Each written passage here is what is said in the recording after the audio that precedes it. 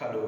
हाँ मेरे प्यारे साथियों, जैसा कि आप लोग को यह मालूम होगा कि हमारा हिंदू धर्म बड़ा ही पवित्र धर्म है और सारे देवताओं में जब होड़ लगी थी कि सर्व देवताओं में सर्वप्रथम किसका पूजा किया जाए, तो शिव जी के पास जब सब लोग देवता लोग जाते हैं उनसे कहते हैं, तो शिव जी कहते हैं कि तीनों लोकों का भ्रमण करके जो सबसे पहले मेरे पास आएगा मैं उसी को प्रथम पूज्य मानूंगा और वही हमेशा सर्वप्रथम पूजा जाएगा।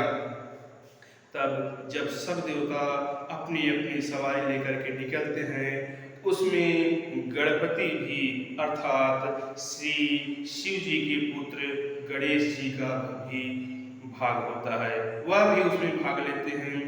और सबकी सवारी तो बड़ी बड़ी थी, लेकिन गणेश की सवारी मूषक थी, वो कैसे तीनों लोग भ्रमण करते।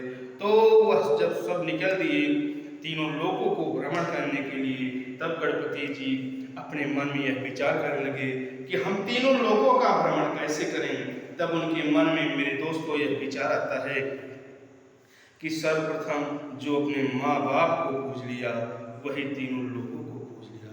तो 7 फेरे अपने माता पिता के आगे पीछे घूमते घूमते जब 7 फेरे हो गए, तो अपने माता पिता के सामने सर को झुकाकर प्रणाम कर लिए कि पिताजी, हमने सर्व लोगों का भ्रमण करके आपके पास सर्वप्रथम आया है, इसलिए हमारा प्रथम पूजा होना चाहिए। तो फिर जब सब लोग आते हैं, देखते हैं कि गणेश भगवान तो सर्वप्रथम है, ये कहीं मिले नहीं। लेकिन शिव जी के फिर क्या कहते हैं कि जो अपने माँ बाप का सर्वप्रथम पूजा किया उसी का पूजा सफल होता है और किसी का पूजा नहीं सफल होता।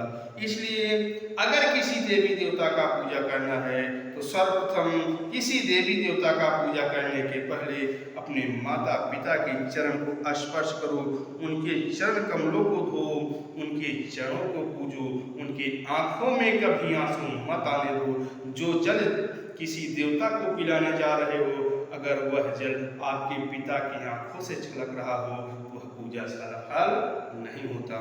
पूजा सफल कब होता है?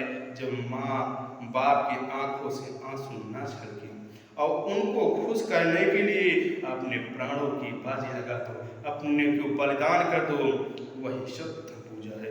तो अपने माँ बाप को जो सर्वप्रथम पूजता है मेरे दोस्तों, वही सर्वप्रथम पूजा जाता है, वही माना जाता है। तो हमारे गणपति शिव जी के जो पुत्र हैं, वो अपने माता पिता को पूज करके सर्वप्रथम अपने पिता माता जी के पास जाते हैं।